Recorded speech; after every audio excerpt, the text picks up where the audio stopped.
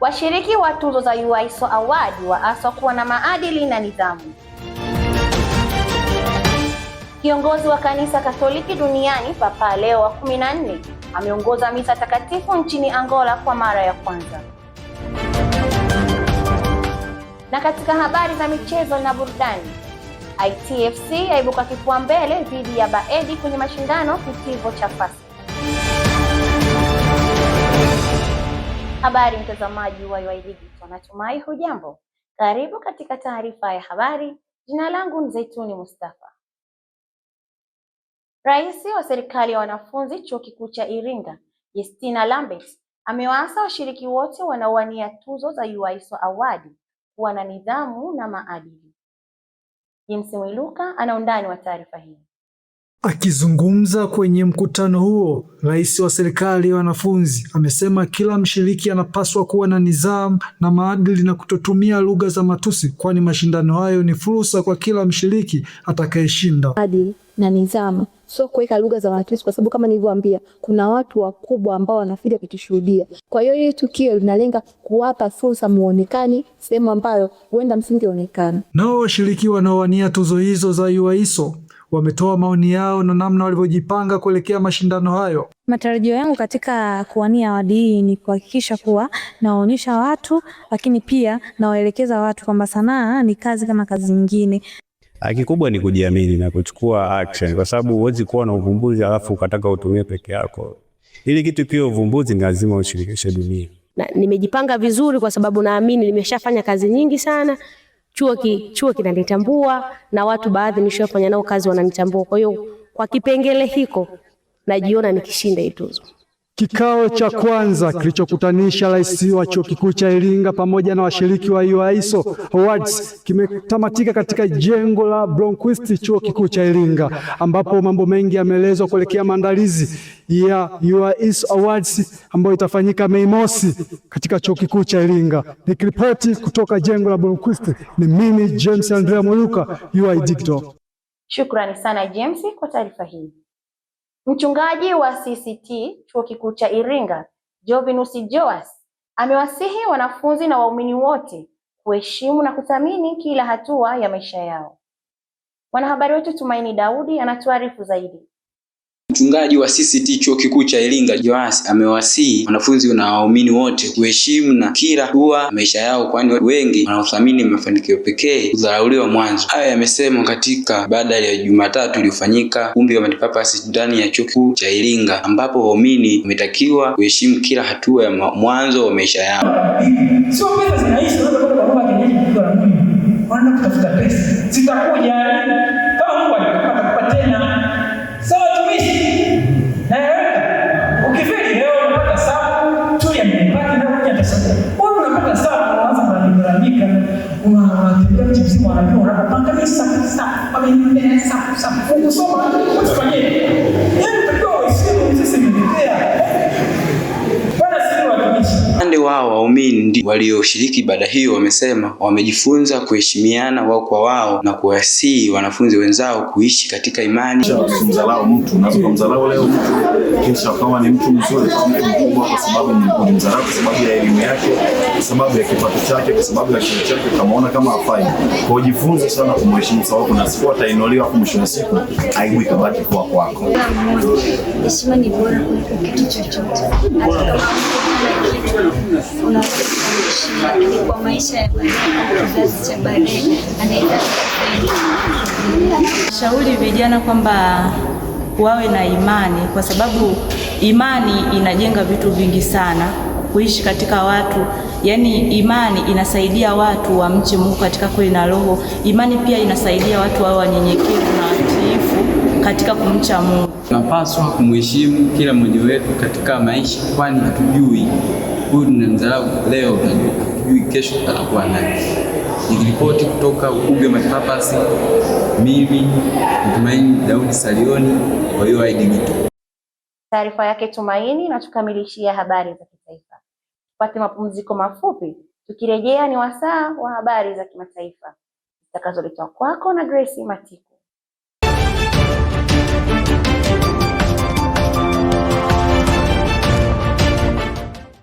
Maelfu ya watu wamehudhuria misa kubwa ya wazi iliyoongozwa na Papa Leo wa 14 katika eneo la Kilamba lililo nje ya mji mkuu wa Angola, Luanda. Karibu watu zaidi ya 100,000 walihudhuria misa ya kwanza ya Papa nchini Angola. Na muda mfupi baada ya kuwasili, kiongozi huyo wa kanisa Katoliki duniani alikutana na Rais Joao na maafisa wengine wa serikali, ambapo amekemea mateso yanayowapata watu na uharibifu wa mazingira unaosababishwa na unyonyaji uliokithiri wa rasilimali asilia. Papa Leo alisafiri zaidi ya kilomita 110 kwa helikopta kuelekea katika mji wa Kilamba kueneza Injili yenye neno la wito wa matumaini kwa waumini wa kanisa Katoliki. Katika kanisa hilo ambapo ni kongwe lililojengwa miaka zaidi ya 300 iliyopita, kanisa hilo liko mbele ya mto ambao awali ulikuwa ni njia ya biashara ya utumwa. Kanisa hilo lenye sanamu ya Bikira Maria inayojulikana kama Mama Musima kwa maana ya mama wa upendo huwavutia takriban mahujaji milioni 2 kila mwaka. Kiongozi huyo wa kanisa Katoliki akiambatana na maaskofu kadhaa kutoka nchini Rwanda kueneza Injili, wito wa matumaini na umoja kama wa Afrika na umoja kama wa Katoliki duniani. Kanisa hilo lenye eneo maarufu zaidi wa Katoliki nchini Angola. Hata hivyo, historia yake inaashiria jukumu la kanisa Katoliki katika biashara ya utumwa, kukemea unyonyaji, kukemea uonevu na kuhamasisha upendo, ikiwa ni neno kuu kutoka kwa Bikira Maria. Asante sana Grace kwa taarifa hiyo. Mtazamaji, hii ni taarifa ya habari kutoka hapa UoI Digital. Tuungane na Daniel Mtura kwa habari za biashara na uchumi. Nikusihi endelea kusalia nasi.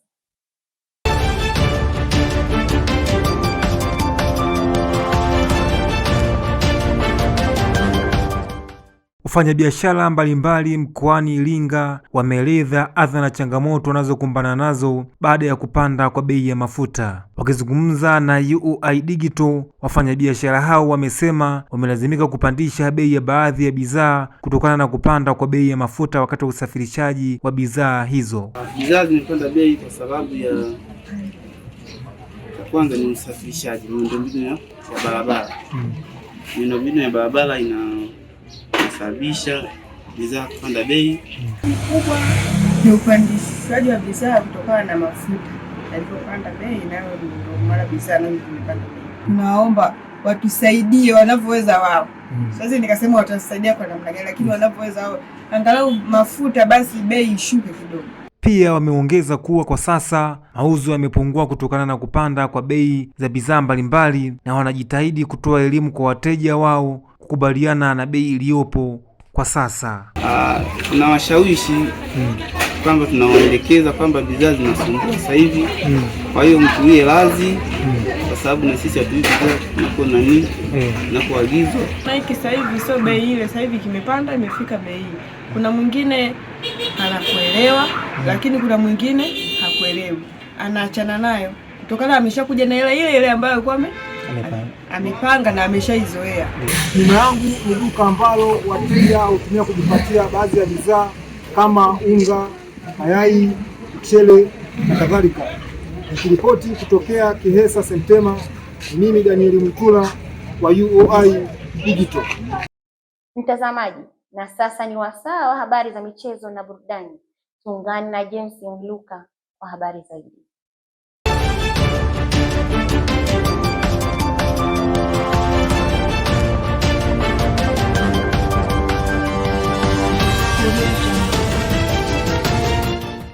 Wanafunzi wa Chuo Kikuu cha Iringa wameshiriki mchezo wa fainali katika mashindano ya madarasa ndani ya kitivo cha FASE iliyowakutanisha wanafunzi wa kozi ya elimu na kozi ya tehama iliyofanyika siku ya tarehe 15 Aprili mwaka huu katika uwanja wa Kigonzile.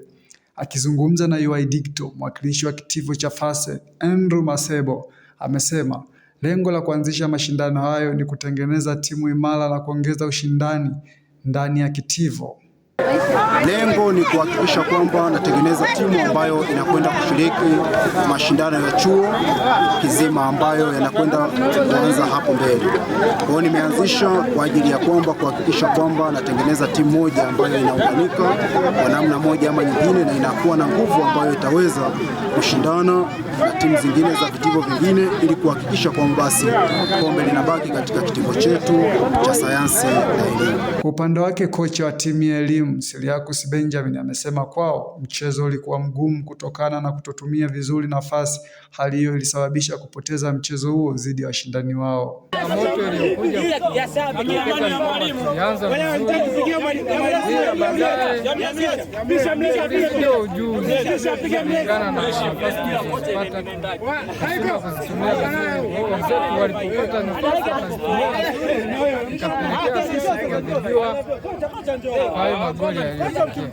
Naye kocha wa wanafunzi wa kozi ya TEHAMA Elias Sendolo ametoa pongezi za dhati kwa wachezaji wake kufanya vizuri na kuchukua ubingwa mara kwa mara kutokana na maandalizi yao kuwa mazuri. Napenda kumshukuru Mungu, mechi imeanza salama na imeisha salama. Lakini msingi ambao tumeufuata mpaka wachezaji na wachezaji wote wamepata matokeo mazuri. Cha kwanza walikuwa wanasikiliza maelekezo yote ambayo nimewapatia na kujituma uwanjani na wenyewe kuhimizana. Pia mashabiki kutoka pande zote mbili wametoa pongezi kwa uongozi kuanzisha mashindano, kwani ni njia ya kudumisha umoja na ushirikiano zaidi. Kwanza nipende kupongeza kamati yote ambayo imeandaa mashindano haya. Imekuwa ikifanya kila mwaka unavyozidi kuja, imekuwa ikifanya maboresho.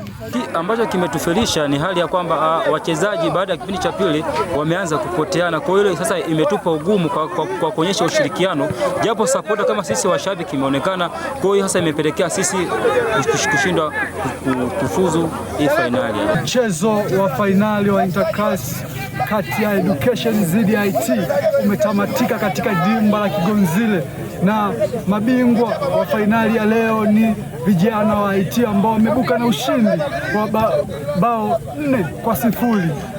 Nikiripoti kutoka dimba la Kigonzile, ni mimi James Andrea Mweruka, UoI Digital. Mtazamaji, kabla ya kufikia tamati, tujifunze kidogo lugha adhimu ya Kiswahili kwa msamiati wa leo kutoka kwake Consolata Luhuta.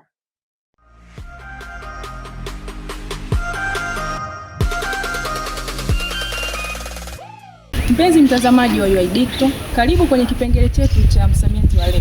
Na leo tumekuandalia msamiati wa neno adeade. Je, unaelewa nini juu ya msamiati adeade? Twende tukaangalie wanafunzi wa Chuo Kikuu cha Iringa wakielezea maana ya msamiati huu. Na neno unaitwa adeade. Unaelewa nini maana ya neno adeade? Kwa mimi, kuelewa neno adeade naelewa kuwa ni mtu ambaye ana afya njema.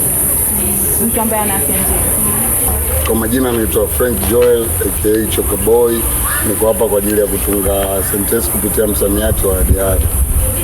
La hasha, aonekanavyo leo si kama jana, leo yuko adeade. Mtazamaji wa UoI Digital, tumetoka kuangalia baadhi ya wanafunzi wa Chuo Kikuu cha Iringa wakitoa maana ya msamiati adeade, na wengi wao wamejaribu kutoa maana ya msamiati huo. Maana halisi ya msamiati adeade ni hali ya udhaifu wa afya ya mwili. Jina langu ni Consolata Luhuta. UoI Digital, tuwabariki kidijitali. Asante sana Luhuta kwa kutufundisha kidogo lugha ya Kiswahili kwa msamiati murua kabisa. Na hiyo ndio maana halisi ya msamiati adeade. Nami nakuacha na sentensi isemayo Juma ameadeade baada ya kukosa lishe bora. Mtazamaji, na huu ndio mwisho wa UoI Digital habari kwa siku ya leo. Kwa niaba ya wote waliofanikisha matangazo haya, ni kushukuru kwa kuwa nasi mwanzo hadi mwisho. Tukutane tena kesho panapo majaliwa. Jina langu ni Zaituni Mustafa. Asante, kwa heri.